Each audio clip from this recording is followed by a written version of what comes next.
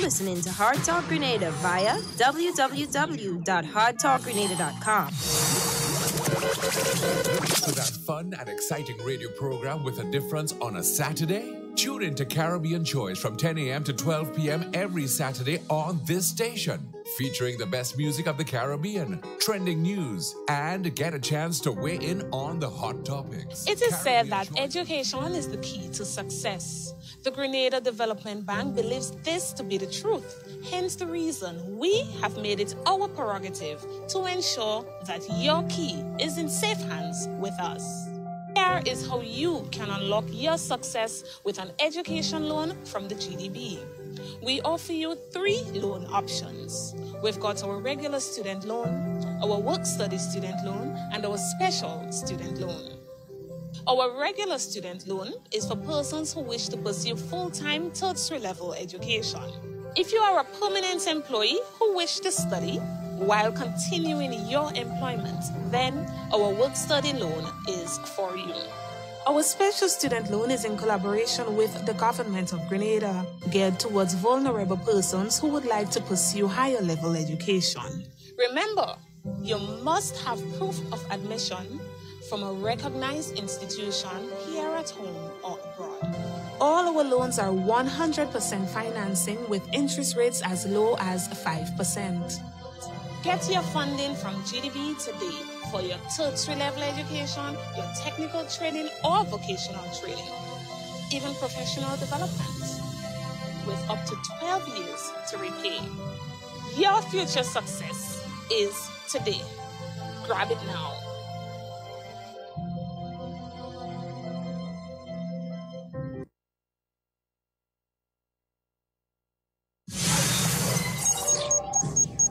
You're listening to Hard Talk Grenada via www.hardtalkgrenada.com.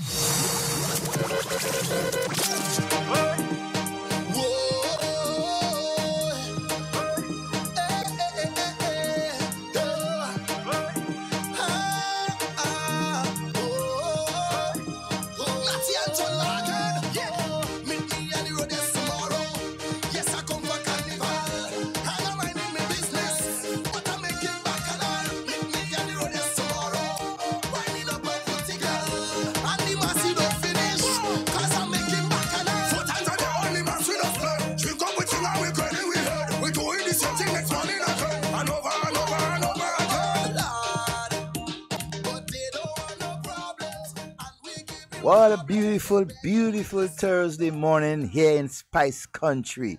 My name is Devon Romain and this is Hard Talk. Yeah, I'm solo today together with my technical operator Nazim Benjamin. Yeah, we'll be with you for the next 2 hours. Right? So, hey, hold on to whatever you can hold on to, because you're going to get a bumpy ride this morning. Good morning to all of you, wherever you are. Special Grenadian morning. Yeah, listening to Hard Talk. And so, yeah, we coming live via 89.5 CRFM, City Songs, 97.5, 92.9 in the sister isle of Carriacou and PD Martinique, and We Vibes Radio in Brooklyn, New York, 94.9. Yeah, wait. Yes, Grenada, a pleasant good morning again and welcome to another section of Hard Talk.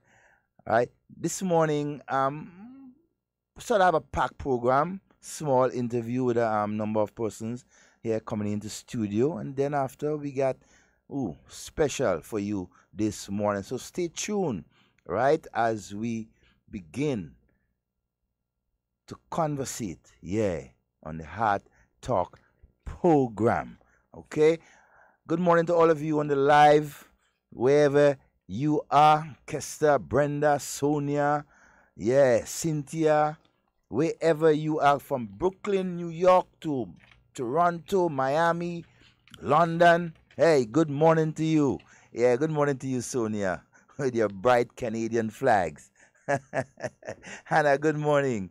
And so, just as we're about to start this program, let me just take care of some house matters, right? The Ministry of Health, right, to the Senior Environmental Health Officer, So as release the weekly schedule for fogging, right? We saw on Monday, right? They were in Tempe and its environment, Montparnasse, and so on Tuesday, St. David's, including West Hall, secondary schools, Corinth, St. Dominic's, St. David's, RC Vincennes, and so because they are concentrating this week on the areas around all the schools in the different parishes, right? Yesterday, Wednesday, the schools in St. Andrews, including St. Andrews, including Paraclete, Lafayette, and Budge Grove. Today, Thursday, the 30th of August, schools, all the schools in St. Patrick's, wherever they at, and the surrounding areas, and so, right, will be paid attention to by the members of the Ministry of Health, right? The health team going around fogging, ensuring that, the mosquitoes and the population of the mosquitoes keep at a minimal, right? So they are continuing to do a good job in ensuring that the safety, right, of our people is paramount. So today, Thursday, they are in St. Patrick's, right, moving around and ensuring that, all fogging take place. They start fogging at 5 p.m. every day, 5 p.m. So those of you who have concerns in terms of, maybe asthmatic, maybe have persons that are shut-ins and you need to move them for, let's say, an hour, right? Please take note. You need to do that because you don't want the Ministry of Health doing one thing to prevent, right, a disease like dengue and those sort of things, but then creating another one because we didn't pay attention to the schedule and we kept persons who are asthmatic and perhaps shut-ins and cannot, tolerate what is being used by the Ministry of Health. So please pay attention. It's very important, right, for all of us to take note. So today again, Thursday, they will be in the parish of St. Patrick's, right, around all the schools from Hermitage to Soteres and so on, Shantimel and River Sally and these areas. They will be there today doing what needs to be done. Friday, the 31st, all the schools in St. John's and St. Mark's. So take note. From 5 p.m., the fogging team will be in your area. Most likely you would be seeing them during the day moving around the particular parish and so ensuring that everything is all right, or they're making preparations to do what they have to do, right, at 5 p.m. this afternoon, okay? So that is the release from the Ministry of Health, right, and Environmental Division. And so when it comes to the fogging schedule, and so for August, tomorrow being the final day of August, and they will be in St. John's, right, and St. Mark's. Today, Thursday, they are in St. Patrick's, okay? So please take note. The Tongue of St. George fundraising event, right, on Friday, 4:30 at the Parliamentary Office there in River Road, and so close to the Toyota garage, and so eat and drinks on sale, right? You have managed waters, you have split pea soup, pig foot sauce, a cold, ice cold bar with you, and they have a special 3 for $12, right, when it comes to beers and so. So it's tomorrow, Friday, the 31st, right? It starts at 4:30 p.m., right? And the venue is the Parliamentary Office there in River Road, right close to Steel Auto Supplies, and so music by a popular DJ. So all those of you around the areas and so, hey, come out and support, right, the parliamentary representative, Honorable Peter David, and constituency persons in raising funds to continue, right, to support the constituency in whatever way. Also on Friday, right, in River Road also, the persons in the mental health facility, right, that's right there in just on top of in Darbo right there, and so we usually call the Pink House, so and so they will be having their annual Mr. and Mrs., right, forget the title, but anyhow, their fundraising is tomorrow. It starts at 1 in the evening up until around 7. Go and support all the the persons, the patients within the mental institution as they showcase, and so the kings and the queens, right, in the different cultural activities and so. So all families, everyone is invited. Adults, $10. Children, $5. Security to the max, right? So you don't have to be scared. There will be security will be provided, and so, and you will be comfortable. So go and support, right, all the patients and the staffs at the Monge Hospital, right, as they do their annual, right, fundraising. That's tomorrow. It starts at 1 in the afternoon. Okay. Also, another fundraising. St. David's constituency fundraiser venue, the constituency office in Las Vegas. Right, you remember they just moved from where they were, right, and they moved to a new location that is close to the Natural Works. So it's between the Natural Works and the church, right there along the bridge in Las Vegas. Right there, they'll be having, that's in the office, they'll be having their fundraiser. That's tomorrow, 31st, right? Starting from 1 p.m. On sale, you have lamby waters, bakes and fish cake, fried jacks, foot sauce, barbecue pork, barbecue chicken. So everyone around St. David's who can make it, go out and support the parliamentary representative and the constituency branch as they endeavor to raise funds, right, to do much more, right, within the constituency. Okay? And so hey, that's it. So again, to those of you who have just joined us, good morning to you, and welcome to Heart Talk, right?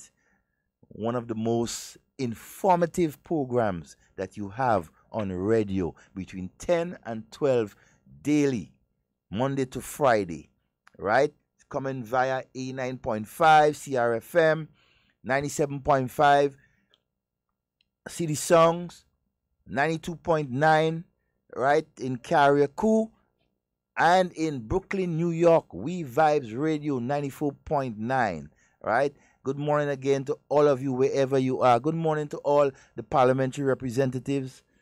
Good morning to our Prime Minister and all our politicians, representatives, senators, and so special good morning to you. And so we hope you're having a wonderful, wonderful day today.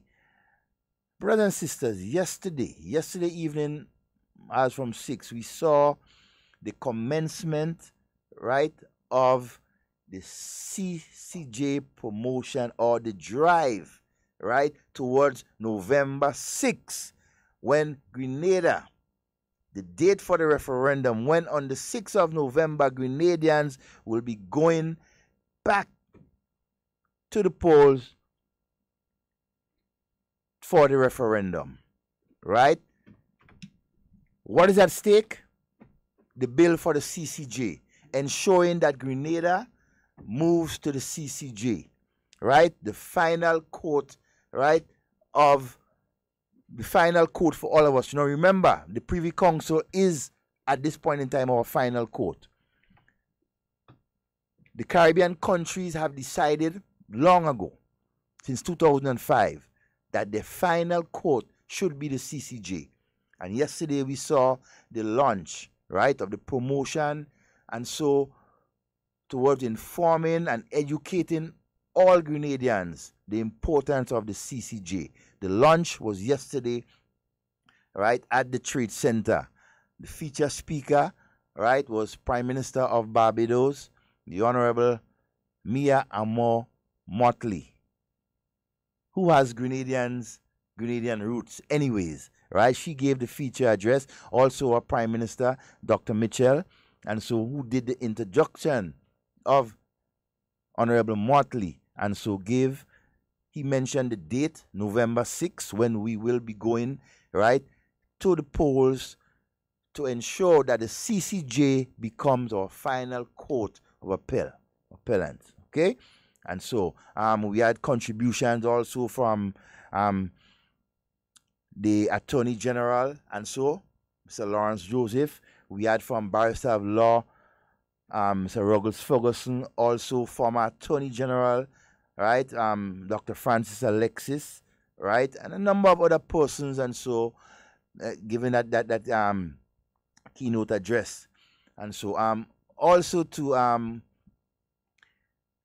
a lot of questions, a lot of unanswered, questions that persons wanted to clarify and everything like that. And all in all, I think yesterday evening, it was a wonderful time, right? For those of you who attended and those of you who had the opportunity to listen and so, right, about the CCJ, right? So, hey, stay tuned. Much more information is coming when it comes to the CCJ.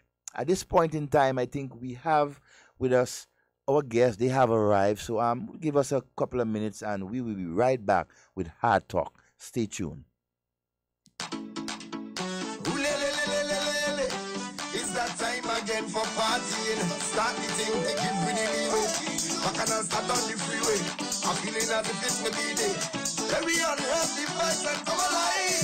Because we give steady, yeah. And no play, no play. But the people demonstrate to come out to perform. Because we give steady, yeah. Somebody tell them for me.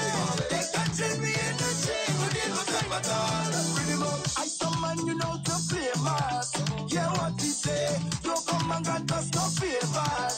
We money there. And all on a holiday. We bumping like it's a normal day. If you can keep up and stay back. I'm not waiting on nobody. Let this girl down like that. I reach the best, get a vibe. Oh, some man we alright. It's groovy, grooving all night. You feel it, energized. Well, who bring it all our vibes? Everybody's gifted in this one right. So sing out to make your hands and take flight. Because we give steady, yeah. And not play, not play. But the people demonstrate. We come out to perform. Because we give steady, yeah. Somebody tell them for me. They can train me energy. But they no time at all. We are life in red. Get and take that from me. Call me king of Dubai. I got the remedy. Let's come up in harmony. Happy for all of them. Just believe it. Motivation, all of us need it. We check, book and you will feel it. Rhythm up. Imagine a life without music. How will you feel? Man, just like a fish out of water. How will you breathe? Once we feel the heartbeat, we have no choice but to flood the street like a heavy downpour of rainfall. With momentum, look good for it. Set the stage out like that. I reach the best, catch a vibe. Oh, someone we alright. It's groovy, grooving all night. You feel early energized. Well, who bring it all our vibes? Everybody's gifted in this one right. So sing out to make your hands and take flight. And then we live steady, yeah. And no play, no play. But the people demonstrate. We come out to perform. And then we live steady, yeah. Somebody tell them for me. They can train me energy. We need no time at all. We are life in way. Get and take that from way. Call me king of Dubai. I got the remedy. Let's come up in harmony. Happy for all of them. Just believe it. Motivation, all of us need it. We check, book and you will feel it. Come you can see me and react the things that we give. I know you're hearing me stories, but yes, all of us give. But and it's time that the other that we are so give. Everybody's gifted in this one right, so sing out and make your hands and take flight. Because we give steady, yeah. And don't play, no play. But the people demonstrate, we come out to perform. Because we give steady, yeah. Somebody tell them for me.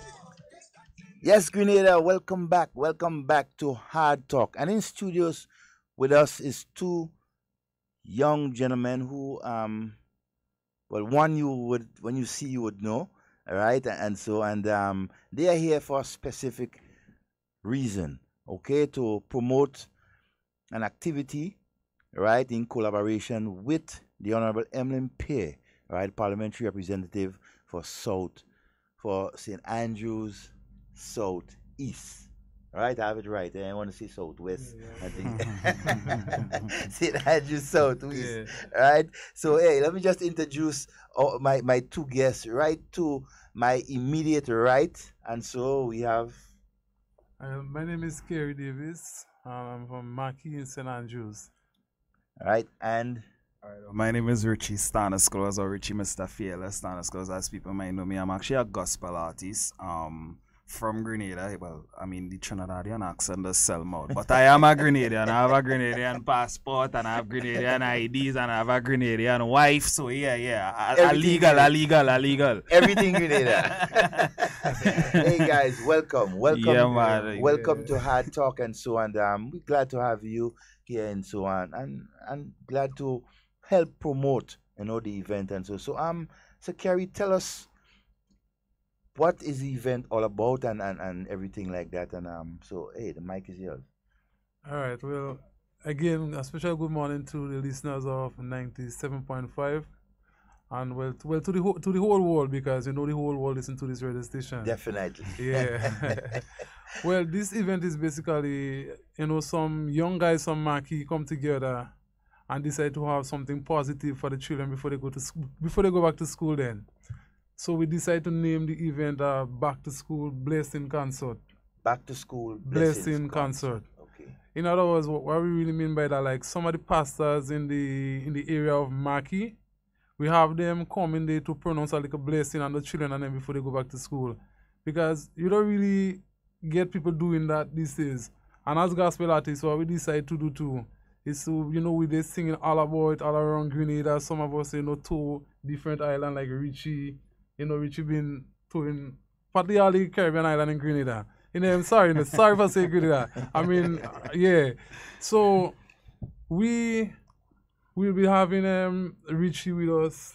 We'll be having to help promote. Yeah, to help promote the event. So Richie, I don't know if you want to say something about that too. Well, let me. I'll come to Richie in a while. Is it the first time that you all come together to have an event like that within that particular area?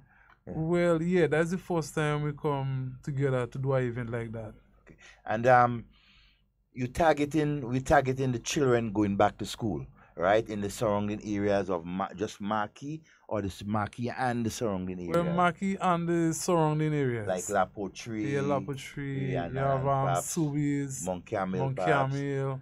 Yeah. And so to all of the children around that area is expected to to turn out. When is that event scheduled for? Well, this event is scheduled for this Saturday coming, the 1st of September. At what time and the venue? Oh, the time, 6 p.m. at the Marquee Basketball Hard Court. Right. So you want everybody to gather at the Marquee Basketball Court, all the school children, parents in particular who may want to accompany the young ones. And so at the Marquee Basketball Court on Saturday from 6 p.m. Yeah. And most likely the minister together with all the other religious persons will be there to greet and meet the children around. Yeah, there will be a lot of people coming out, like from the different churches in the area. They will be coming out to support too, because we have some people from different churches in the area to be taking part in this event. So we are expecting to see a lot of people there besides the children too. Okay. All right. So Richie, what is your role in that event? Well, I think, Kerry, you're forgetting to mention the most important part of this whole thing. But basically, what we're going to be doing, there's going to be a gospel concert at the event as well, too. That's where I come in, right? Now, Marquee's a place that more or less I kind of adopted. Now, I own a production company called Keep It Lover Productions, where what happened is we used to do an event called Energy Praise, which was actually birthed in Marquee on the basketball court. So it's not an area that I'm not really familiar with, but the thing about it is that it's like Kerry said, at the end of the day, it's all about, making sure that the kids go back to school, with a right foundation, and the thing is that a lot of people tend to think that the gospel industry or the gospel on the whole has been a little dormant in Grenada. It's actually not, everybody been doing different things. Like Kerry said, I've been all around the Caribbean doing events and that kind of stuff, but it's always good to come home, and that's the reason why I definitely jumped on this, because as much as we're making an impact outside, we definitely need to do it home too now.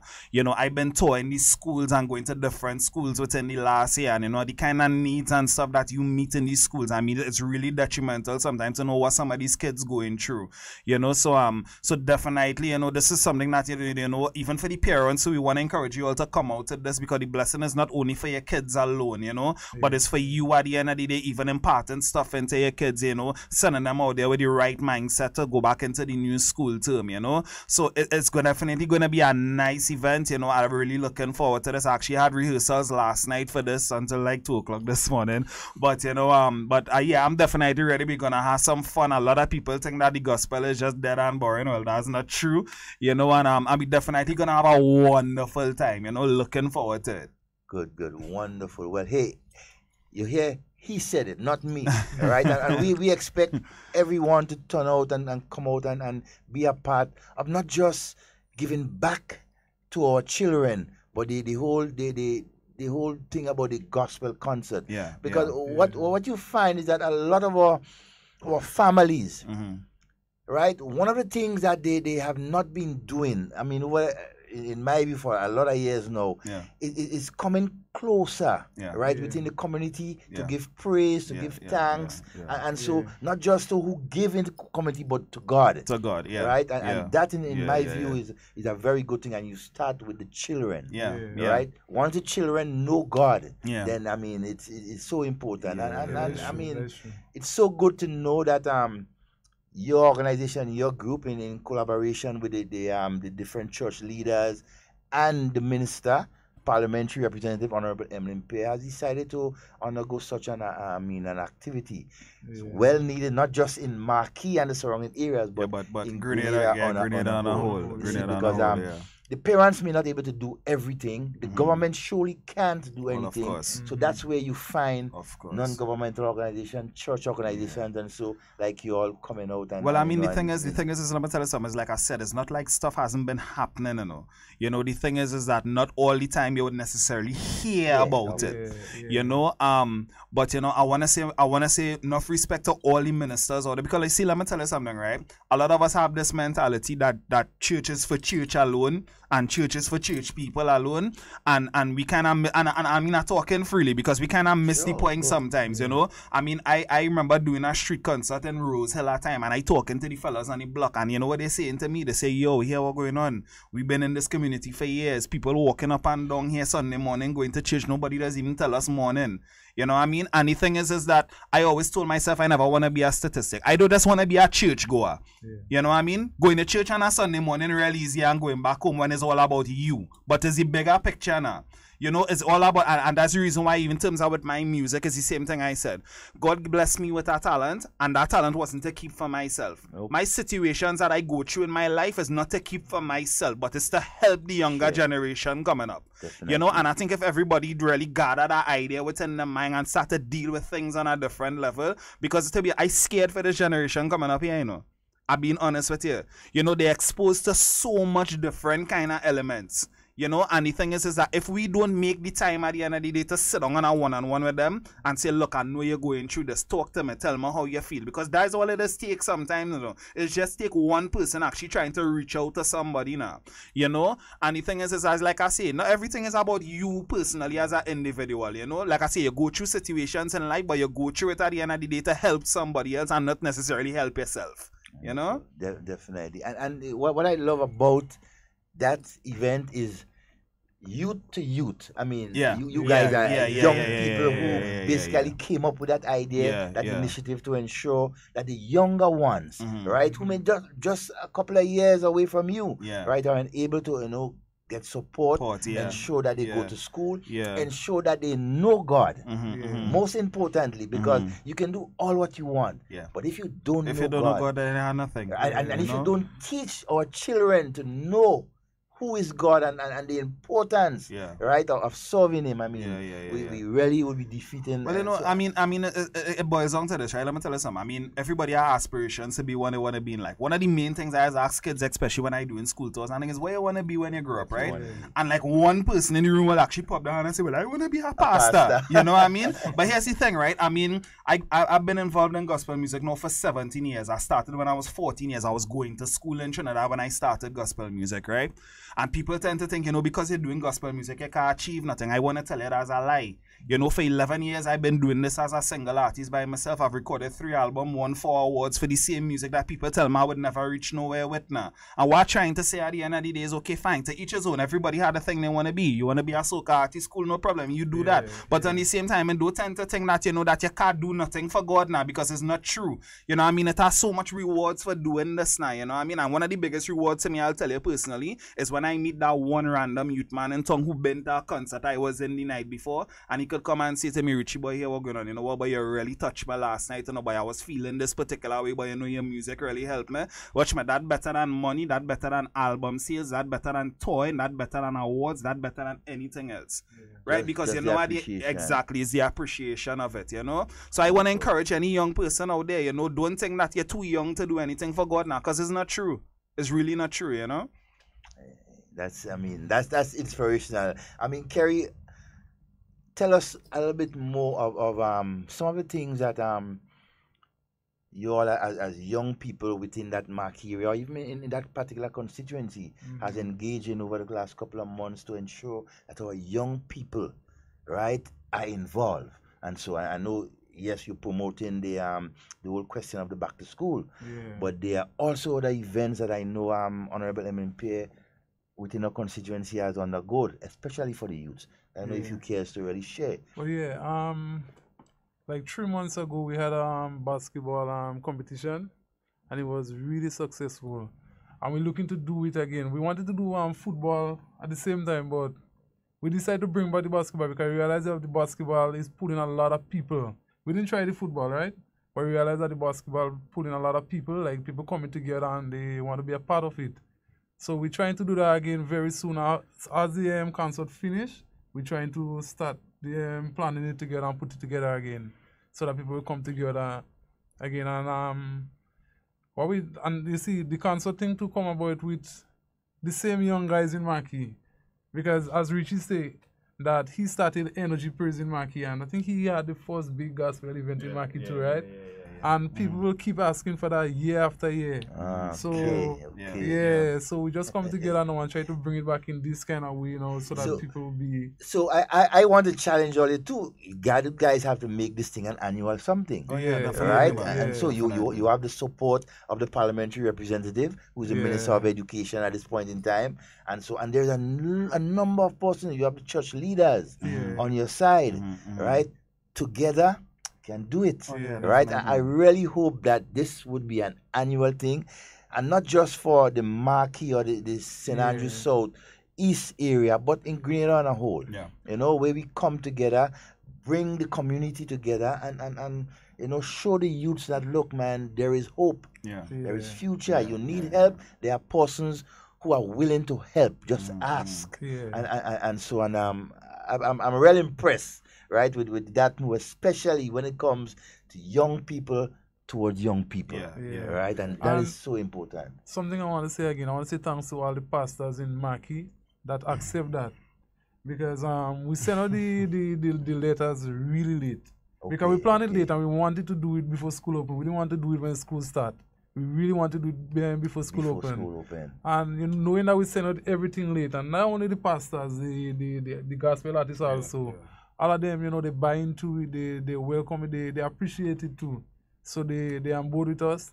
And we have to say thanks to the minister also for, you know, being there, you know, take with us. As always. I mean, it's hard, you know, she always busy and thing, and to say yes to this event, I mean, she really cares, not for only the gospel artists, but for the young people. And not for only in Marquee, but right over, because I know if we were having it somewhere else, she'd still be a part of it and do what she could do. That's so we have to say thanks to her too for doing that. And I could say I could say that she's somebody very good, because you know that I work with her, so I know her more than a lot of people. You're not being biased, man. You're not being biased. So I'm not biased or anything like that. I can share that sentiment too, and know that it's not bad, because having the opportunity to walk along with her and being along. I mean, she is a wonderful lady, and she cares about young people. Right, she wants to make sure that they are family oriented, and they are given the opportunity to excel. You see, like some persons within our communities and so will see young people doing things that they're not supposed to be doing, and they may just cast a blind eye. Honorable Emlyn Pierre, right? She treats young people just as she treats her children, with care, with love, with attention, and that is what we really want. And I mean, just coming up with the idea together with the young guys from Marquee, and so in supporting, continue supporting the young people going back to school, it's amazing, right? Any final words? Anything that you want to say? You want to send out to the young people out there, not just in Marquis and the surrounding areas, but to the young people of Grenada? All I would say is this, and I mean, you touched on it a little bit before. I just want to tell you that if you're listening right now, just know that without God in the center of your life, you're in nothing. You know what I mean? I'm not here to try to shove doctrine down your throat, you know, but I just want to tell you, just know that as you're walking through this life, your relationship with God is a one-on-one thing. It has nothing to do with church. It has nothing to do with who bad talk. It has nothing to do with nothing else. You know, and it's only really what you do for God that will last in this life now. You know, and I just want to encourage you, you know, to continue to reach for your dreams. You know, the sky is the limit. You could be any single thing that you want to be out here. You know what I mean? And even though you may have critics in your life, allow the critics to serve their purpose, because they're there to serve a purpose. They're there to help you to reach and achieve where you had to reach. And you know, that's something in life that we have to understand. It's not everybody put on this earth to like you. You know? And the reality is that use negativity as stepping stones, like I say, to achieve what you had to achieve. You know, don't let every negative word move you or shake you in such a way to get you depressed or to make you not achieve what you set out to achieve. You know, and like I said, with God, the possibilities are endless. You know, and just, you know, like I say, keep a positive mind, keep a positive attitude towards life. Always turn your frowns into smiles. You know, always start your day knowing that it will be a good day, and it will be a good day because you choose for it to be a good day. You know, and I'm looking forward to see you all on Saturday. Trust me, it's gonna be a really nice time in the presence of God. And like I said, don't think that we can't have fun doing it. We're gonna have an awesome time doing it. Right. So yourself as one of the artists. Yeah. Who are the other artists that will or the person that will accompany you? Well, Kerry. And I know Kerry and their band. They have their band. Yeah. Well, we'll be having like 4 live band. With different singers, we'll be singing with one band. So we have artists like myself, Richie Stanislas, Gideon Gilbert, Mr. Karma Try. We have Touch of Grace and Denroy Peters. And how could I forget somebody in the community of Marquis too? That's the Lee J. Felix. He's a young artist, very talented, very gifted. So guys, you got to come out and listen and be a part of this event. I mean, well, you have a full cast there, man. Yeah. No, go ahead. I mean, just because one of the things that young people like to be motivated by young people. Right? Yeah. And I mean, you don't want to bring persons and so like to ram thing down their throat. Yeah. But for them to see what another young person could achieve, as you rightly said, Kessler, right? What they can achieve if they put their mind to it. Well, I think the thing is you always had to bring it to a level where they understand it, and that's the thing. Now let me tell you something. Gospel music evolve a lot. Gospel music is not necessarily the things that we remember, the old rugged cross, and we evolve. Now here's the thing though. A lot of people really have a problem with the change, but they don't understand it from our level. Now here's the thing, right? I can't really go to a block to say that I minister into a young man, if you understand what I'm saying, as a music artist, and bring the old rugged cross to him because he might give me 2 shandy bottle. You understand what I'm saying? But if I bring it to him something that he understands, so I mean, I do genres across the board. So I do reggae, I do dancehall, I do techno, you understand? I do it across the board. And I'll tell you something, you would be amazed to the kind of responses and how young people gravitate to that. I mean, Kerry could attest to that for himself too. You know what I mean? So that's why I said, don't necessarily think that, you know, that is some... And I'm not trying to knock the churches or don't get me wrong, but don't think we coming to bring to a crusade with tent and a pastor screaming down the mic for you. You know, we bring in something that you understand, that you would be able to gravitate to, that you'd be able to enjoy yourself to, but on the same time, and all the messages is in the music. You know what I mean? Yeah. And that's the difference with it, you know? So Kerry, I mean, as we wrap this up, so tell us again, it's Saturday, what's the time? Right, and so on, and make that final appeal to persons within the area and so to come out and so. The mic is yours. Yeah, so Saturday, don't forget the time, 6:30 sharp. And this concert is going to be the only concert that will start on time. Believe me. It's going to start on time, 6:30 sharp. If the person who's supposed to start not there, we're starting on time Starting in still. time. I hope Yeah. I know. I hope you're better than Yeah. the semi-finals, the Yeah, Calypso yeah, semi-finals. They yeah. always start on time, Yeah. So hey. And Mr. Roman, before we go, I can't come with the studio and don't let Richie do something. Oh, no, Even though it's a definitely. cappella self. We come Yeah. into that. No, we're going to do that. So I mean, it's been wonderful. I mean, chatting to both of you, young persons who out there trying to inspire other young people, right, towards a particular avenue, especially knowing God, right, and how you can get to know God through music, through gospel music and everything like that. I mean, it's wonderful to know that, I mean, we have so many young people that is taking up the gospel music, that is coming out there and spreading the word. And so to the younger ones, I mean, I like the area of concentration, the younger ones, those come in the future of this country. So I really want to applaud, I mean, you, Kerry, Kester, and the entire, I mean, organization, I mean, who come out and you know, and come up with that and you know, that idea. Honorable Emmeline Pierre, again, thank you, ma'am. I know you've always been there for the young people. Continue doing a good job. And so any final word before I let the artists do something for us? Any final thing that we miss out that, you know, you want to throw in? The last thing I'll say before I go is that, remember, where the Spirit of the Lord is, there is liberty of joy. And you see, where the 2 and 3 are gathered together, he's in the midst. So Marky is the place to be, Saturday, the 1st of September. Don't forget, be there. Right. Well, before you go, boss, it's all yours. It's all mine. Yes. Give us a thing. Let them know what they would expect. All right. Sometimes in this life I feel like I can go no more. Situations got me depressed and I feel real low. Need a fresh revival, yes, I need refreshing word. Tell everybody when they miss me, I'm going on a journey to the river of life. I'm going on a journey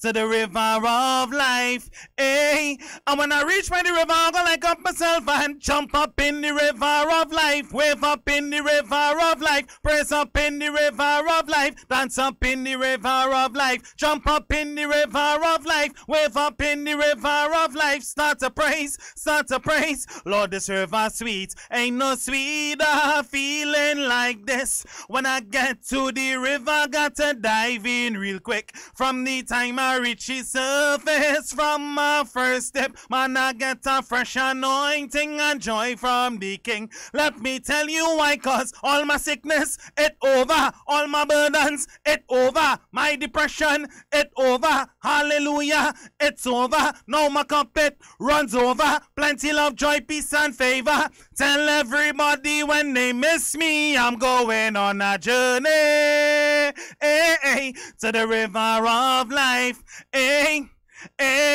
I'm going on a journey to the river of life. And when I reach by the river, I'm gonna like up myself and jump up in the river of life. Wave up in the river of life. Praise up in the river of life. Dance up in the river of life. Jump up in the river. Wave up in the river. Start to praise. Start to praise. Saturday will be sweet. Wonderful, my brother. Hey, guys, it's been a pleasure. It's been a pleasure to be having you here. It's been a pleasure to be here. Not just sharing information, but basically ministering to all of us, especially our young people out there. Right? So hey, I want to wish you guys all the best in your endeavors on Saturday, and hope that you will continue that journey. Definitely. Not just about Saturday and the children, but continued educating and developing our young ones. We definitely need our young people to stay focused. Right? Hey, thanks again, and you're welcome at any time, right, on the station to share the word of God, to share what is going on within the communities and so, because trust me, we need it. Definitely. Definitely need it. So guys, thanks again, and have a wonderful day. All right? Take care. Yeah, this has...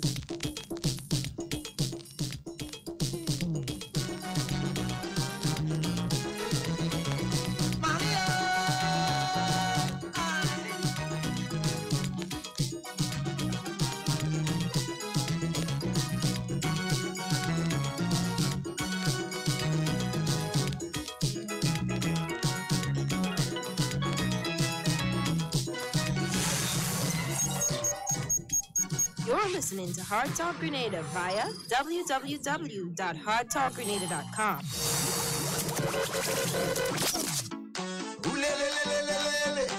It's that time again for partying. Start the thing to keep really leeway.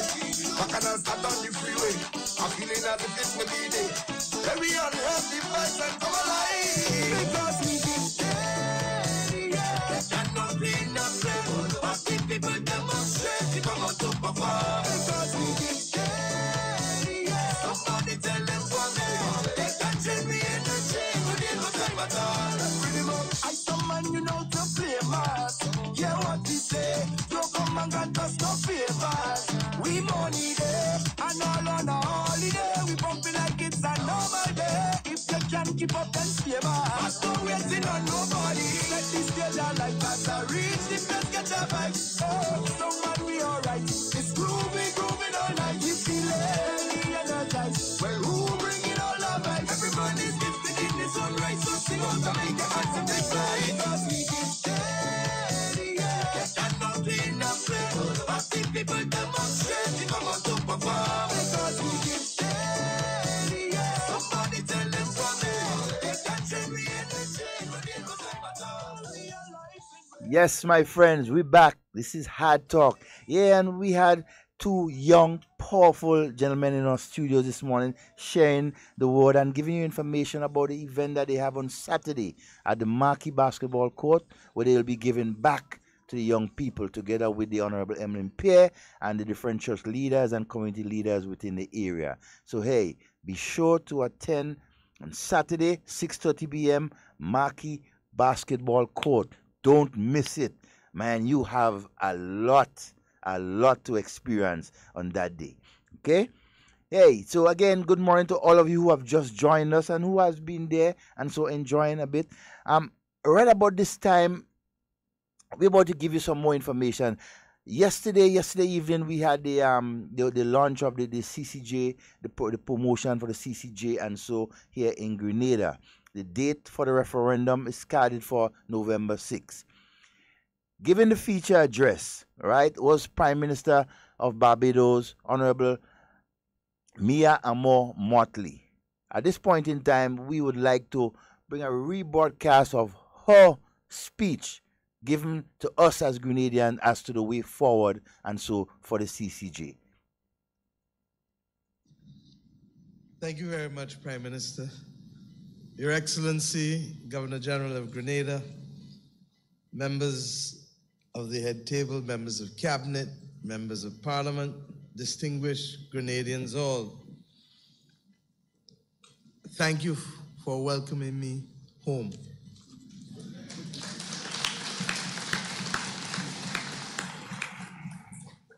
As most of you know, if you follow the news out of Barbados, life has been very hectic since the 24th of May. And the new Barbados government, which I have the honor to lead, is about to reach its 100-day mark. And our mission critical agenda has really not given me much time to catch up with anything outside of Barbados. But when your Prime Minister reached out on this topic to ask me to be here, I had to come. I could not possibly say no. First of all, Prime Minister Mitchell is a friend and colleague, and I have a moral duty to support a friend and colleague in a worthy and noble cause.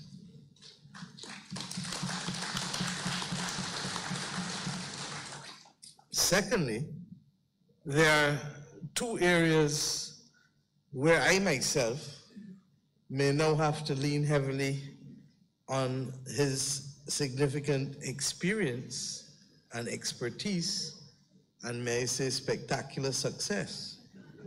He has already told you that he has taught me how to win all seats.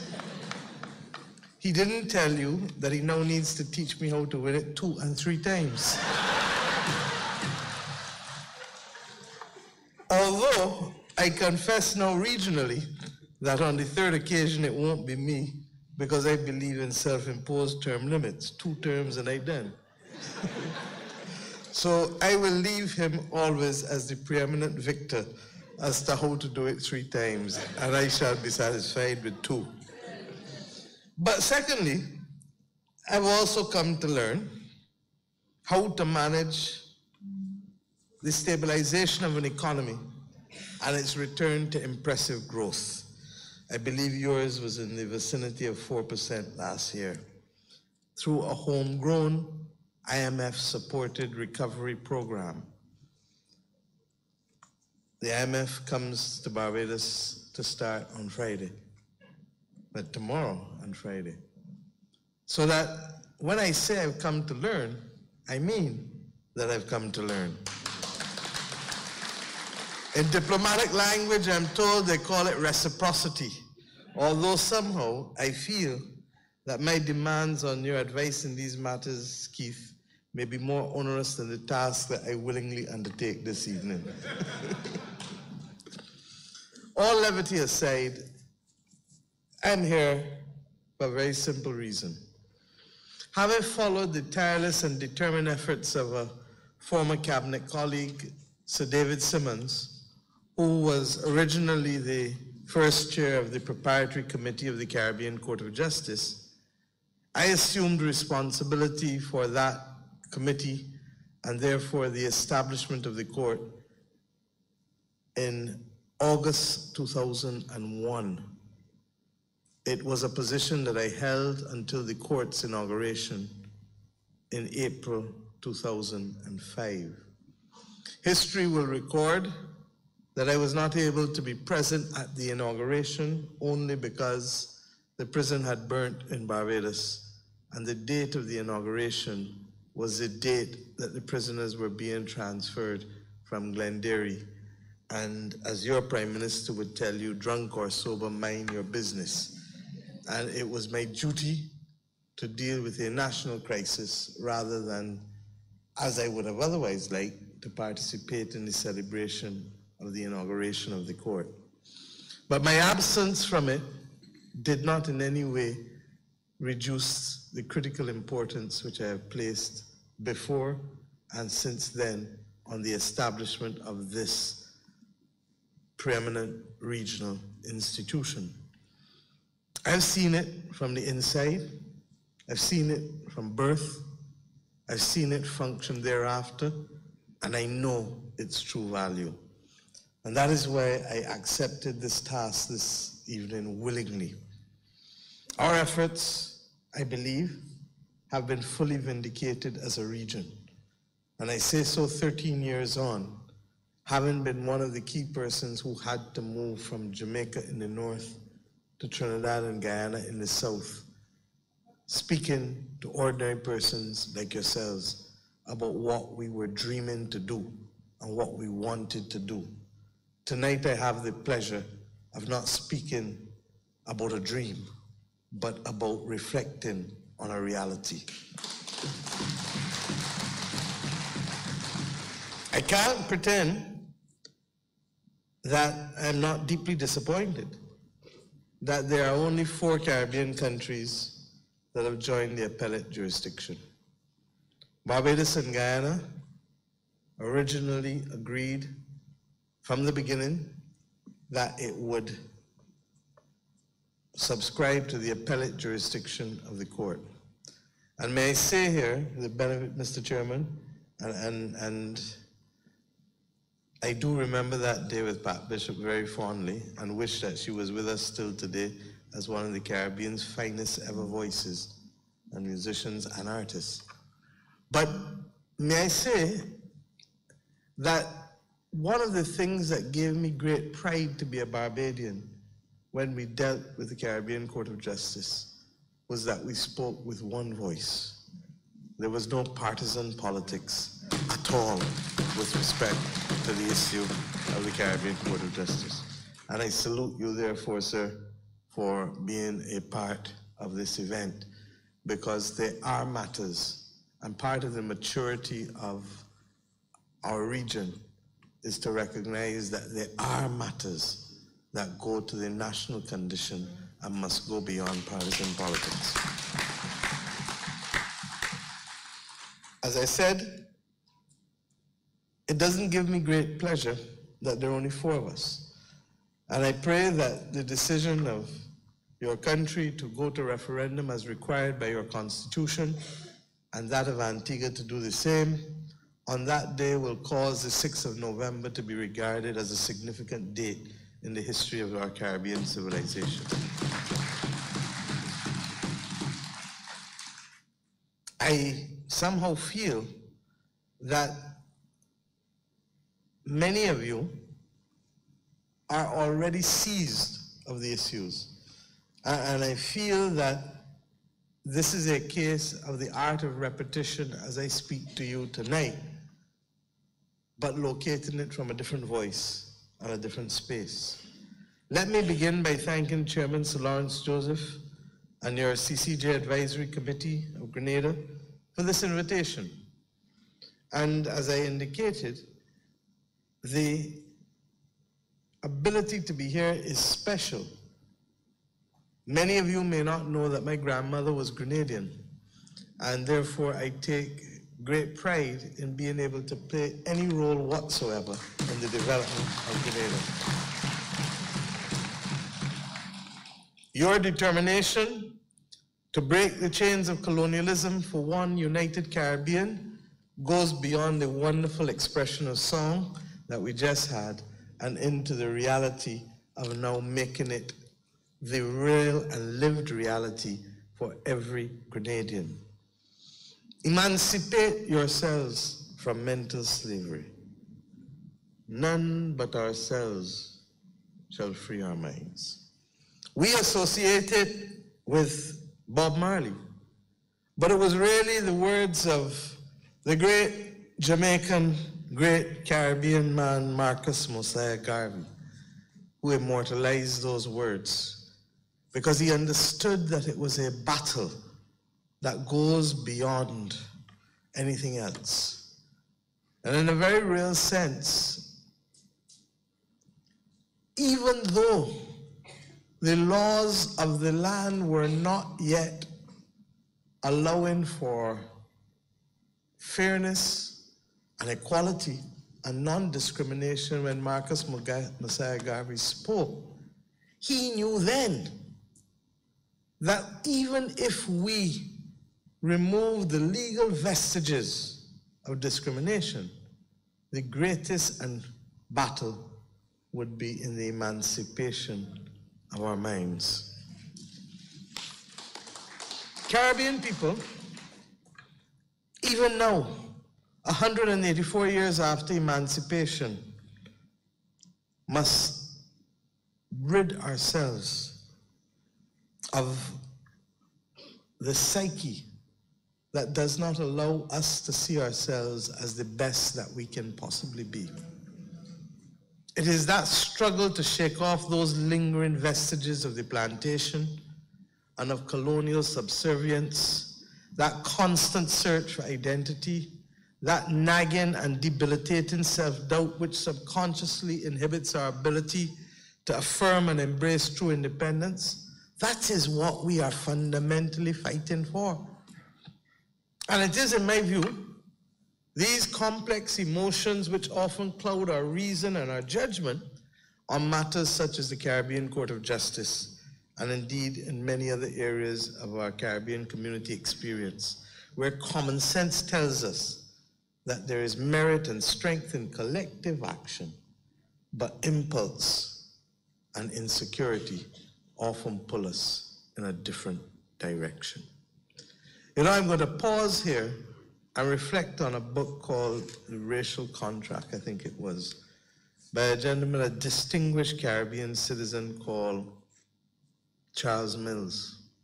And it ought to be compulsory reading for every Caribbean citizen, because he reflected on the history of this region, that when settled, not discovered, in modern times, they told us that black people were not human.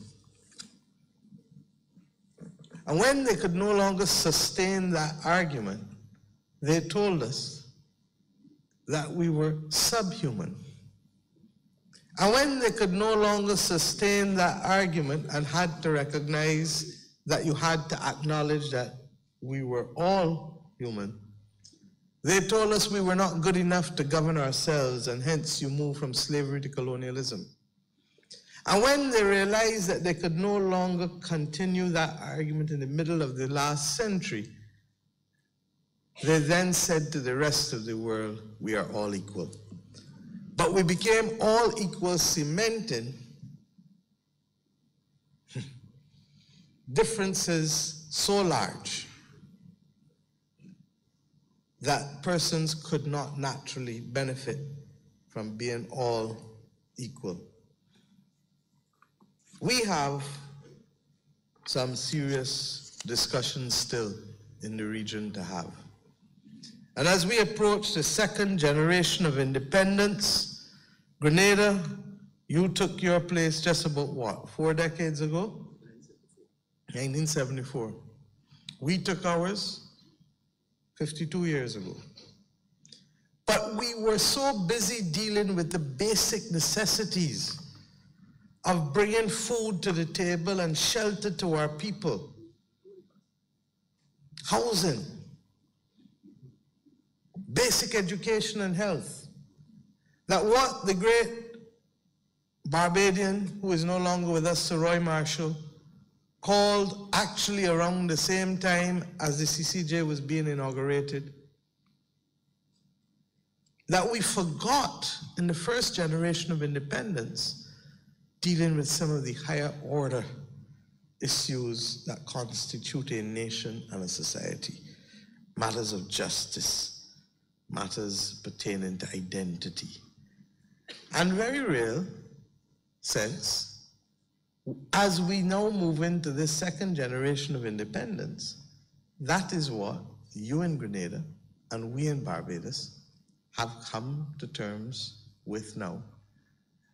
And there are some difficult discussions, but as we all know, if you reach 44 and 52, and you can't have difficult discussions, something wrong in life.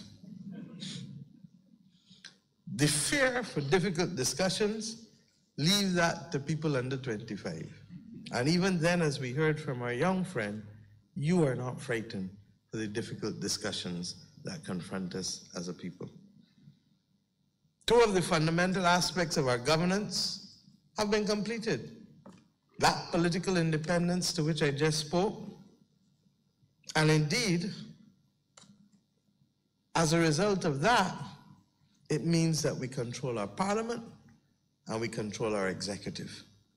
But the third branch of government remains an issue for too many of our Caribbean brothers and sisters, of which Grenada is one. In our case, the other unresolved issue is the issue of our head of state. The first is one I will come to, the issue of the head of state. Tonight is not the time nor place to deviate on that path. If not, we might be here all night. And I might find cause to remind you of what a friend of Prime Minister Mitchell and myself, namely Prime Minister Simpson Miller, she dealt with it by saying, time come. But the time still hasn't come. But tonight I will stay focused on the other part of the mission. And I share that only with you to let you know that we too are along the road to that destination. With Grenada, Barbados, and other Caribbean colonies, when we negotiated our independence, we repatriated that legislative and executive arm, as I told you, from London to St. George's, from London to Bridgetown, London to other Caribbean capitals. It simply meant that our laws were no longer made by the Parliament at Westminster. And no longer did we have policy or cabinet decisions coming from Whitehall in England. You see your own cabinet ministers now and you relate to them as they determine your future based on your aspirations and your realities as a people and as a nation. Why we didn't do it with the judicial arm? Long story. When you hear talk of cases, taking cases to the Privy Council, it's almost like that dream for only a few. Because we already know that 95% of the people in my country couldn't go, and 95% of the people in your country can't go. 95% of the people in our country could not afford to go to London and stay in a hotel and pay a lawyer and find the money for how many ever days the case take and come back. It was a privilege that belonged to a few. That this still exists today causes and should cause many of our people to ask, is this really what independence means for us? And this cannot be an academic argument. This is about real people and real problems and real issues. Families fighting over a border in the land. You don't solve it, what happens? Who takes the law into their own hand? Justice has to be accessible, affordable, and swift. The track record that we've had in the region, because of our concentration, as I said, in the first generation of independence, has left much to be desired. And I speak not of here, I speak of my own country as well. That we have now had to make decisions about how we can expedite access to justice, because we believe that that is one of the most basic rights that a citizen can have. And without that, the state fails the citizen. We feel that it is critical to confront some of these issues because there's a fear within some of our legal fraternities, as you heard earlier, that the court would be subject to political interference and would not be capable of acting impartially. I want to assure you that the scrupulous nature that has been taken to insulate the matter of the appointment of judges and the financing of the court from political influence has more than nullified this concern. And that's what I mean when I say that I am so happy tonight to be speaking from the perspective of what our reality has been than when I had to speak 14 and 15 years ago to persuade people that this was a dream and could be possible. What is the bottom line? That when we went to Georgetown, and perhaps let me go back, I inherited the preparatory committee at a stage where we asked the heads of government for $60 million to establish a court. And the first meeting was the intersessional, I believe, in Belize in February of 2002. The heads ran me out of the room. Where are they going to get $60 million from? But because we were adamant that we needed to do this, we went back and we consulted the bar associations and different other groups of people in the Caribbean Development Bank, etc. And we came up with the concept of the trust fund that would insulate the court from the decisions on an annual basis of ministers of finance who might feel, well, I don't like the decision and I'm not giving you the money. None of that. It was to be a court that had its own money. No money, no honey. Ordinary people understand the need for vex money. You're not going out without your money. And effectively, that's what we did. We gave the court its vex money. We created that ability for the court to be able to say, we don't need to rely on any government in the region for our day-to-day operations. And why?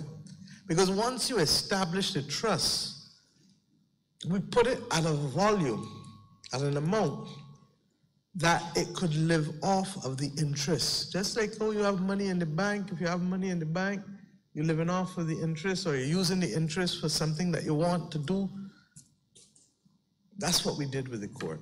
And I'm breaking it down because it's necessary for every ordinary citizen of this country to understand that none of them will have to depend on Prime Minister Mitchell's cabinet for a single cent. But it gets better, because by the time we agreed to that as well, we made one fundamental decision as a region, and in fairness, it benefited those countries like Barbados and Guyana, who went in for both the original and the appellate jurisdiction at once. And that was because we didn't want to have the court coming back to deal with governments and ministries of finance in a to and fro. Prime Minister Patterson, to his credit, as he then was, sat with me, and we agreed in Georgetown that the amount required for the contribution to the fund was indivisible. That it mattered not whether you were coming in on the appellate and original, or if you were only coming in on the original. And we felt that we needed to do it that way because of the fear that so many had, without justification, I might add, but that the fear that so many had that that interference could come if the court was forced to deal on a regular basis with the executive of the different governments, the executive of different countries in the region. So that Grenada has effectively been paying for a court since 2005. But you haven't been using it.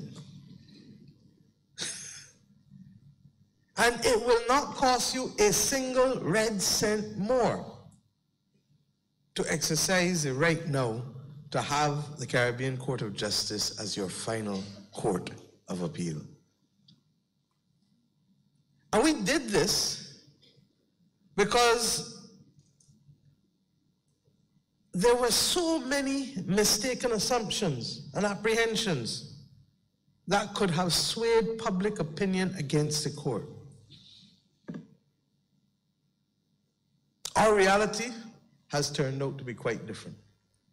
We accept, lest someone say that there will never have to be a replenishment of the trust fund, that at some point in the court's life, there will be replenishments.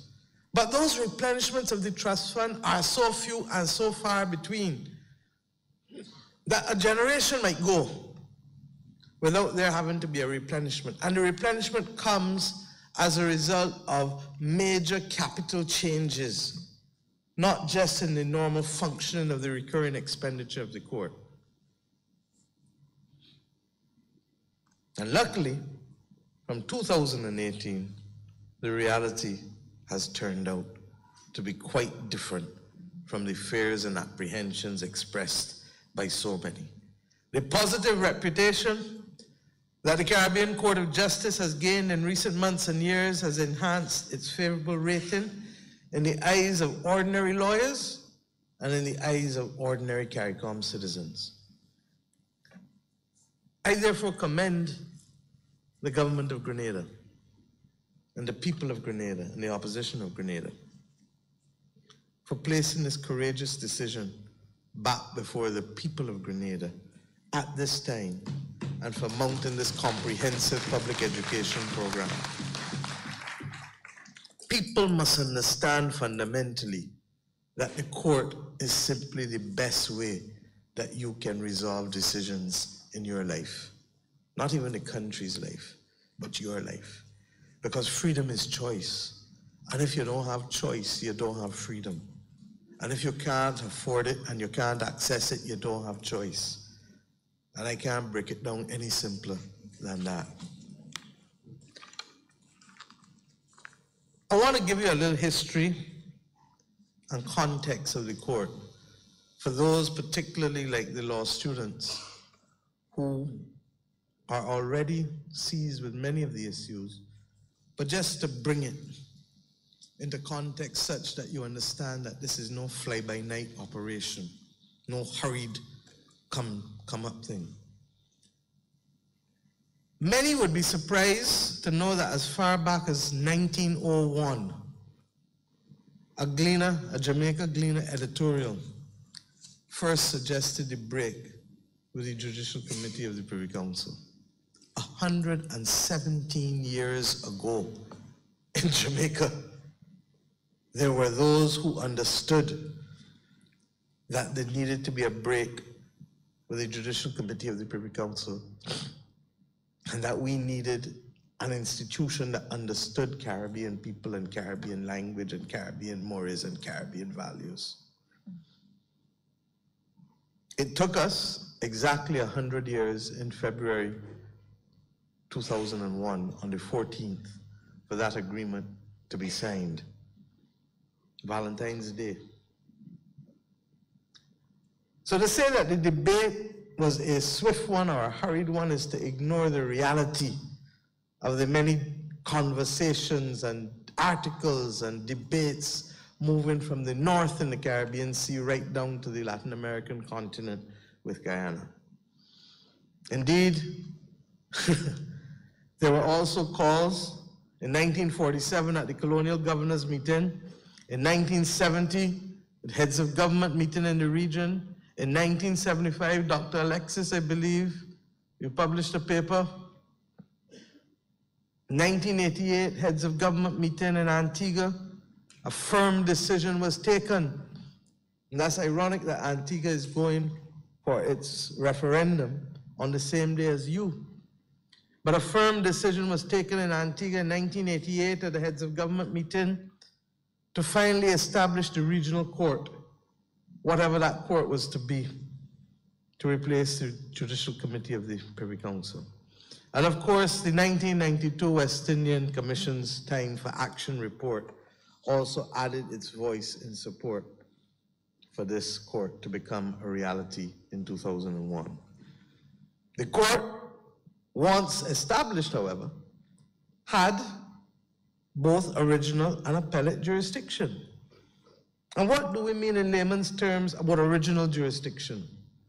In this country, at Grand Anse, the heads of government of the Caribbean region gathered in 1989 and recognized that individual countries could not plan out their economic development and provide for their citizens on their own, and that it was critical that we establish the Caribbean countries who were willing as one single market. No different from if you were in one country, one landmass, one sovereign state. And that we would become a community of sovereign states. And that we would equally work towards the creation of a single economy. Well, you can't have a single market, and you can't have a single economy without sometimes people falling out and having disputes. And how you view what is to be done may be different from how somebody else views what is to be done, and somebody has to decide. In a country, it is easy, because we all know that these are the national courts. But in a region of sovereign states, there is no court to resolve disputes. And when we therefore say that this is a Caribbean Court of Justice in an original jurisdiction, the jurisdiction is original to the fact of the single market and single economy. So when you heard just now the reference to the Shanique Myrie case, that was effectively because under the revised Treaty of Chaguaramas, which came out of the Grand Anse Declaration in 1989, and that's why Grenada is so key to this discussion. Because there would be no revised Treaty of Chaguaramas the decisions were not taken at Grand Anse. And coming out of that, we had then to find a mechanism for resolving disputes like Ms. Myrie's. You come to a country, you're told you have freedom of movement, but you're treated in a certain way. The court comes out and says, yes, you have freedom of movement. These are the only conditions that it should be constrained for public health, for security, or if you don't have enough money to sustain yourself. So everybody now in the region knows. We have the issue with the common external tariff and the duties that we charge. In the case of Arawak and Trinidad Cement Limited, Jamaica. So that original jurisdiction is critical because you have rights that if somebody doesn't protect them properly, you need to be able to go and have them protected. The appellate jurisdiction, that's straightforward. You file a case in the High Court rule against you, you're going to the Court of Appeal rule against you, you say, boy, I'm taking my chance, I'm going upstairs. And you go to the final Court of Appeal. And that's all it means by original and appellate. Everybody with me? We're good? Right. Because nobody is to confuse your head. And when done, you are already paying now. You're using the original, or could use it. You're paying for the original, you're paying for the appellate, but you're only using the original. So when we say to you then that this is a time, this is an idea whose time has come, you begin to better understand why this is a natural extension to give you the freedom that you need to have as a citizen of this country and as a citizen of the Caribbean.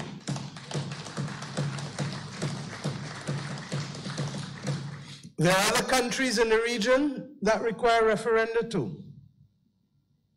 Indeed, I believe Jamaica requires one. Antigua that we just spoke about requires one. And there's some that don't. In Barbados, we didn't require one.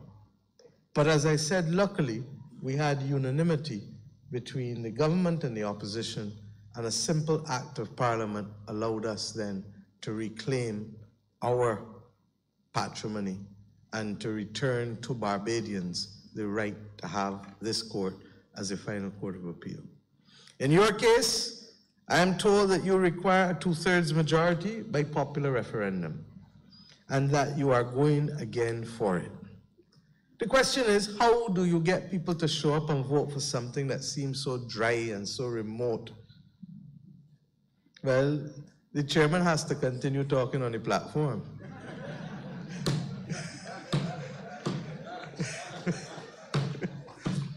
Because he's not dry nor remote. But he's also providing the symbolism that is so critical to the ordinary man and the woman. Grenada must take this on as a single nation.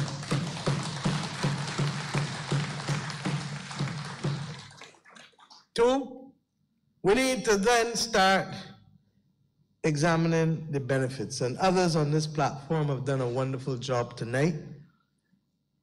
I simply will add a few facts. Barbados now sends, according to the president of the court, distinguished son of the OECS, Mr. Saunders, Justice Saunders. Barbados now sends to the Caribbean Court of Justice 7 times more the cases that went to the Judicial Committee of the Privy Council. 7 times more. And that's what I mean when I say freedom is about choice. That people have the ability to go now and to make decisions because it's affordable. It's accessible. You've heard that the court can come to Grenada once you sign on. You've heard that even if it can't come to Grenada on the particular day, you heard what happened on the eve of our election when Commonwealth citizens felt that their rights were being aggrieved. And within days, and on a Sunday, had a matter heard before the court. In our case, The court has also delivered, as I said, apart from the Shanique Myrie case, other distinction decisions that have made a difference to ordinary Bajans' lives.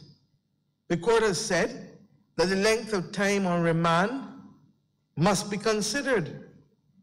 That matters to ordinary people whose children may be legitimately or not so legitimately taken up and held on remand in our countries.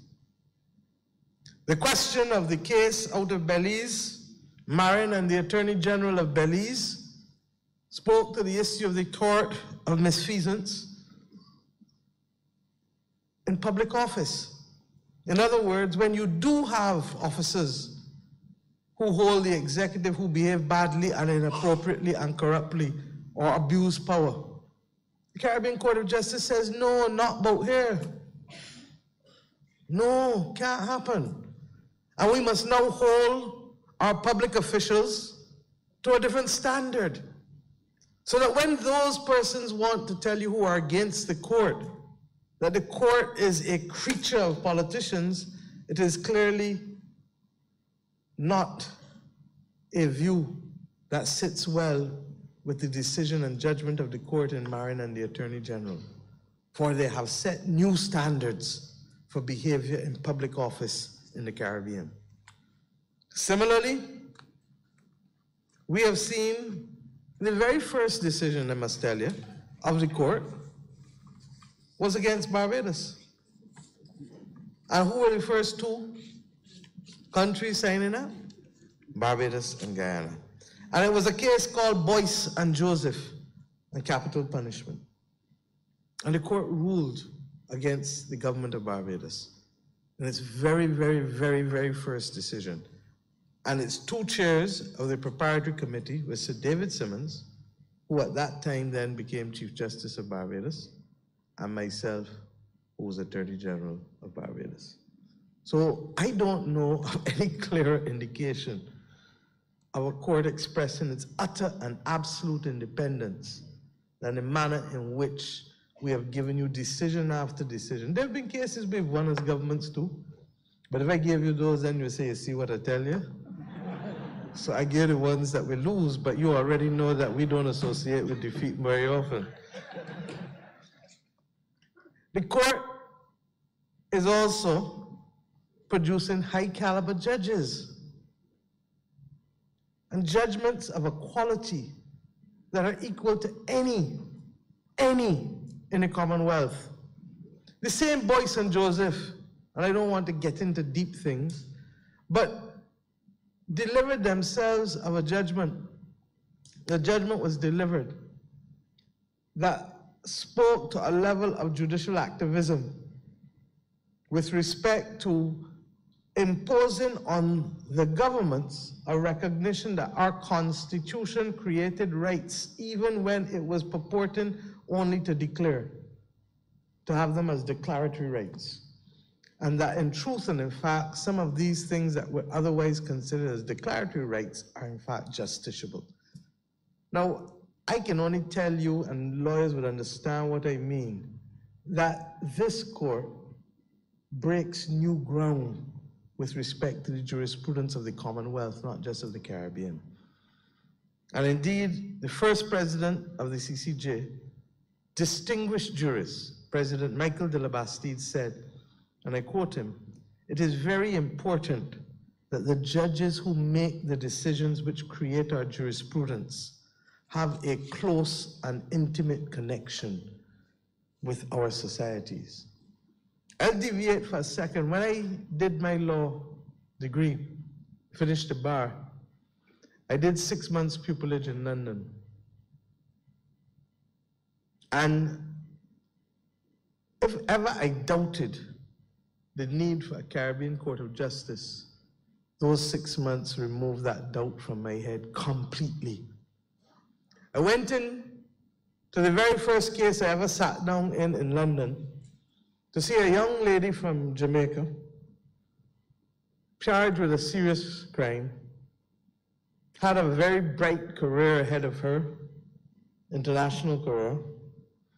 Her boyfriend gave her, it would seem, 6 tins of ackee to carry up for somebody in London. The tins look like you buy them in the supermarket. Labels on, tin, seal, everything. Not even bunks. And clearly, somebody set her up. Because when customs pulled her out at Heathrow, it was compressed marijuana in the 6 tins. She'd only been going out with a fella a couple months. Whether it was him or somebody else, we will never know. But it pained me to sit there in that court and watch the evidence be delivered before her, against her. And when she said, when the time came, and she started using words that I was liming with my friends, and everybody in the court looking around, they don't know what the word lime means. They didn't know what the word lime meant. They didn't understand the nuance of words. Just now I referred to Prime Minister Portia Simpson-Miller's comment on a head of state when she said, time come. Language is the most powerful thing that we have as human beings. And we evolve in our own communities ways of communicating that others who are not of us may not fully appreciate. So that when President de la Bastide delivered himself of those words, that the jurisprudence created by the Caribbean Court of Justice reflects that of persons who have a close and intimate connection with our society. Nothing is truer. And that example of that young lady, and in the end, the prosecutor was so moved after the jury convicted her that it was one of the few instances where the prosecutor in the Court of Appeal in England delivered himself that I was aware of a clear statement that he too was shocked and surprised at the verdict of the jury, because they did find her guilty and sentenced her. The judge sentenced her. She eventually was dismissed and released on appeal. I've also spoken to the fact that it is almost an affront for us to believe that you and I can be the best in the world.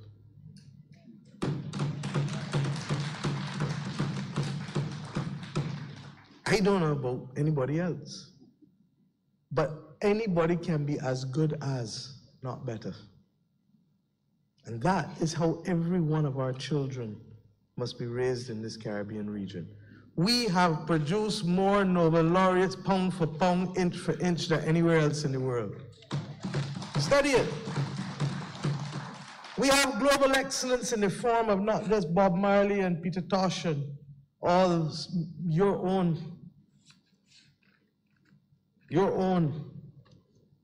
the Mighty Sparrow, Slinger Francisco, my own, Rihanna. We have global icons of excellence. What makes us believe that they are limited to music and economics and writing, like with Derek Walcott and V.S. Naipaul? Is it because the law is dry? Is it because the law is unsexy? We've had distinguished jurists sit on the Judicial Committee of the Privy Council. Telford Georges, Eddie Zaka, and I can go on. Ronnie Douglas, who is former Chief Justice of Barbados, I can go on. And pound for pound, they are as good or better, have been as good or better than anyone else. But we have to believe that appealing to the Judicial Committee of the Privy Council as a result is an affront to our sovereignty and inconsistent with the independence which we have otherwise claimed.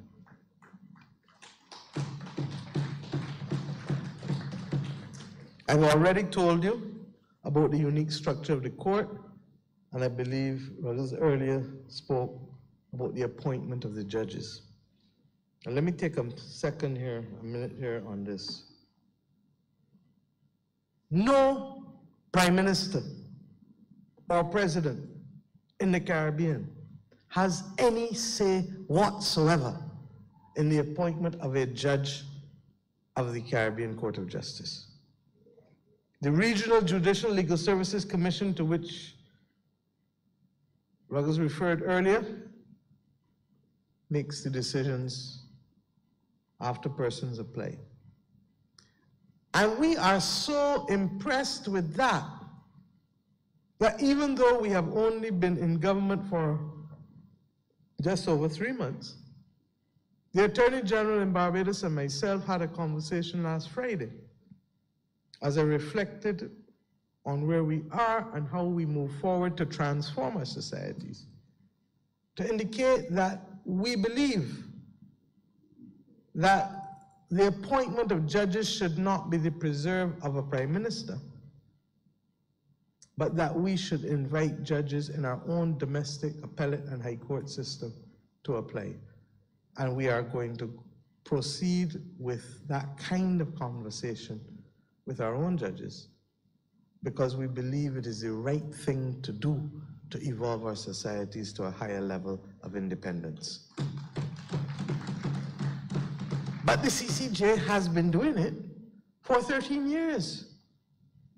And therefore, you can have the comfort as Grenadians that this will not be as a result of who somebody like politically, but it is going to be as a result of whether a person has both the judicial content to be applied, the judicial bearing, because that matters too, I'm told, and the even-handedness and even-tempered nature to dispense justice without fear or without favor. Similarly, you can be confident that your grandchild or your child can grow up and aspire to be a president of this court or to be a judge of this court. With respect to the Organization of Eastern Caribbean States, you have already given this court 2 of its 3 presidents. I want to repeat myself. We have been fortunate to have 3 very distinguished presidents in the Caribbean Court of Justice. The first, President Michael de la Bastide, came from Trinidad and Tobago. The second, Dennis Byron from St. Kitts. And the third, current president from St. Vincent and the Grenadines. So that you can be confident that if your grandchild or child is highly qualified, that they can aspire and rise to be the highest serving judicial officer in the region in a way that you could not expect if they were to continue to have to go to the Judicial Committee of the Privy Council. My friends, I've spoken much longer than I've intended to, but I feel that it was important to blend both the policy with the reality, because you have to make decisions. You have to get people out of their house, and you have to get people to go and make the decision on something that seems esoteric. And it is up to each and every one of you in this room to let them know that it is not esoteric, that it is about their life. It's about husband and wife. It's about common law, man and woman. It is about boundary disputes. It is about people who get locked up. It is about somebody who the police take up and say that they were doing something when everybody else around them said they weren't doing it. It is about everything that happens in our day-to-day lives. And you must have the confidence that when you say what you have to say, when you speak as a Grenadian, that the judge that you're speaking to understands everything that you say, that they don't have to ask for an interpretation. And that you do that in an atmosphere of fairness, and that the people who are doing it for you are people who not only understand you, but are rooted in the law and rooted in fairness. If Grenadians want a court that is beyond the reach of politics, then I say to you, you can have that in the Caribbean Court of Justice.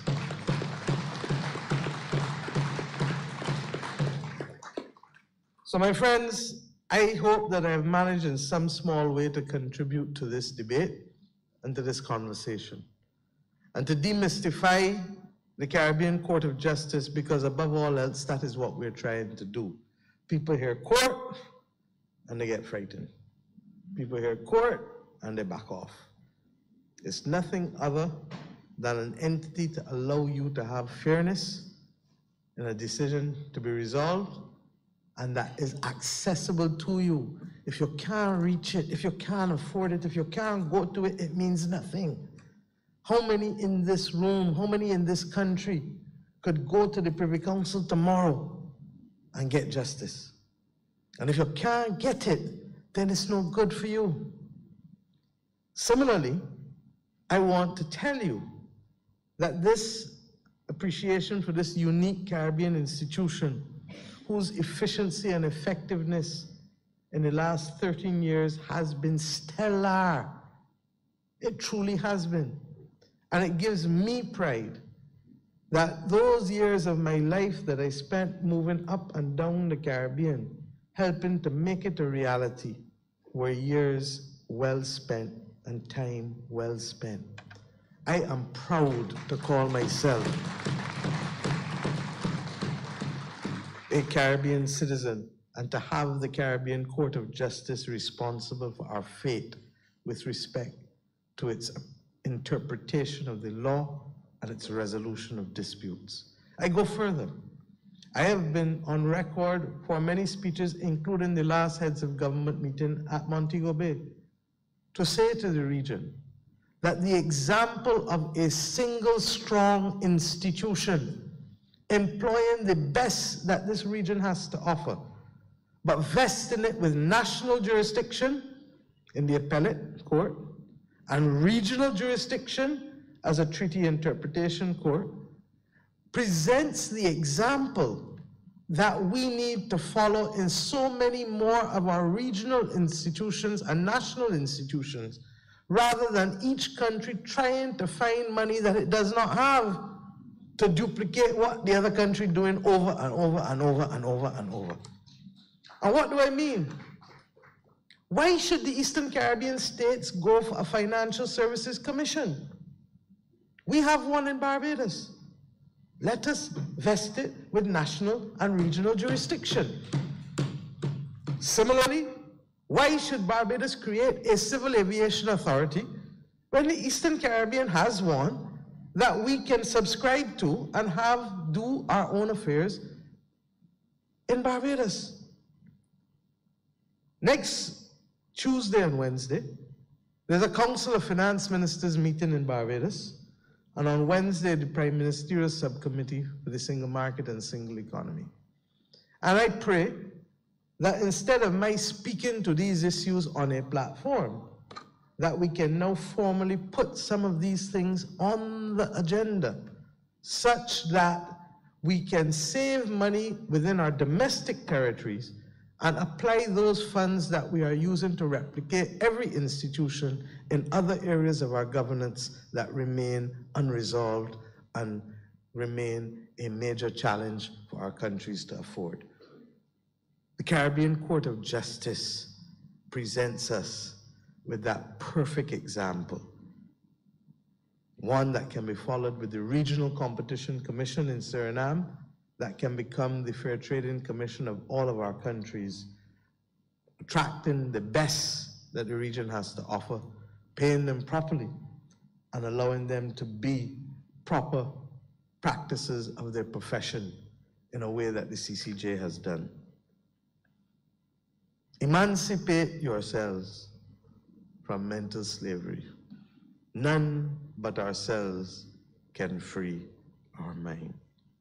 You, the people of Grenada, now have that perfect opportunity to live the true spirit of independence by how you exercise your vote on the 6th of November.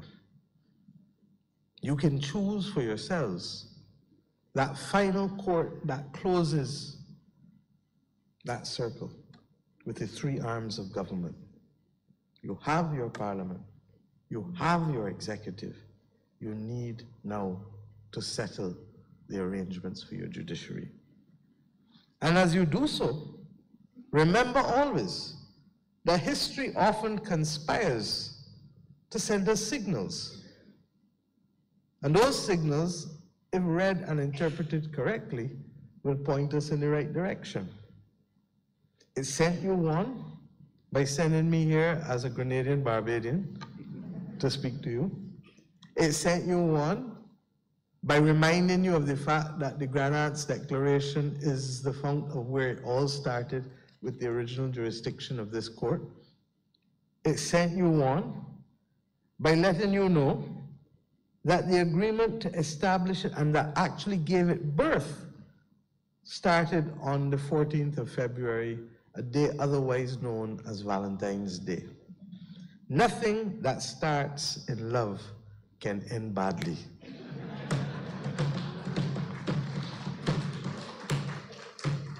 But the final symbol is that my name is Mia Amor, so that I come with the name of love to bring you love for a court born in love. And I say simply to you that if I could sing, which I cannot, but I know that the chairman can, I would now raise the song of that great Caribbean artist, Jimmy Cliff, to remind you that you can get it if you really want. But you must try and try. You'll succeed at last. God bless.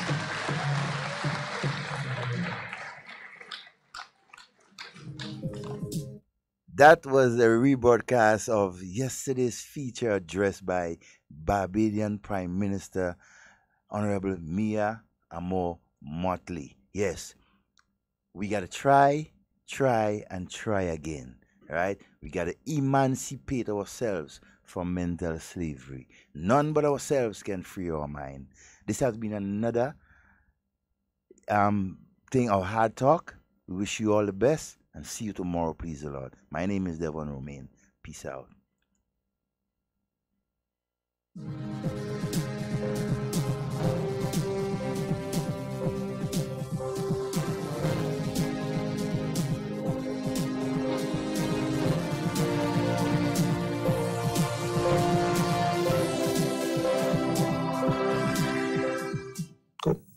Grenada moves ahead with plans to make St. George's the first climate-resilient city in the region. Details to this story and more coming up internationally.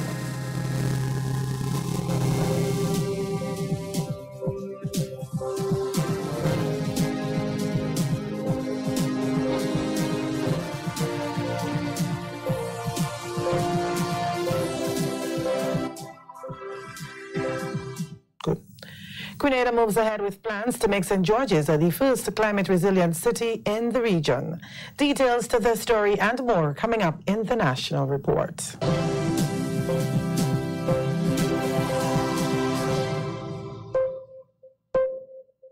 Welcome back with the details to the news for Wednesday, August 29th. I am Wendy Edmond. Grenada edges closer towards finalizing plans to make St. George's the region's first climate-resilient city. A 5-member team is currently on island from the New York University as part of a mission. This is the first of 6 missions towards getting Grenada ready for projects earmarked for the Green Climate Fund program. The project encapsulates the priority actions by government to reduce the vulnerability to climate change and promote increased use of renewable energy. This is a very innovative, very progressive project which is aimed at maximizing our resilience, specifically within the St. George's region, and minimizing the economic and social impacts, negative impacts of climate change. You'll be hearing a great deal about this project over the coming months. It's a long-term project which will, if once successfully implemented, will be a very transformational project, not just for the town of St. George, but also for Grenada as a whole. Minister for Climate Resilience, Senator Simon Steele, speaking with members of the media during the government's post-cabinet briefing on Tuesday, he said the project will cost millions of dollars, so they will seek to secure possible funding from the Green Climate Fund and agencies with additional support from Germany. We anticipate the cost to be somewhere in the region of $300+ million. These are going to be significant investments. But working through the Green Climate Fund, and it's a Green Climate Fund funded initiative, would be to seek funding support through the Green Climate Fund, through others, to finance these projects. So it will not be a direct cost to government. We'll be seeking either, certainly as first preference, grant funding, and then soft loans, etc., if there are counterpart financing that's required. Senator Steele said the project is into the pre-feasibility phase and the progress will be communicated through a series of national consultations. NYU is seen as a global leader in the area of urban planning and climate resilience. So we have a world-class team that will be here with us. This is the first of 6 missions to Grenada, which will take place over the course of the coming year, which is the duration of the project. And there will be significant stakeholder consultation, both with government and non-governmental institutions. So the process is highly collaborative, highly inclusive. So we have a national view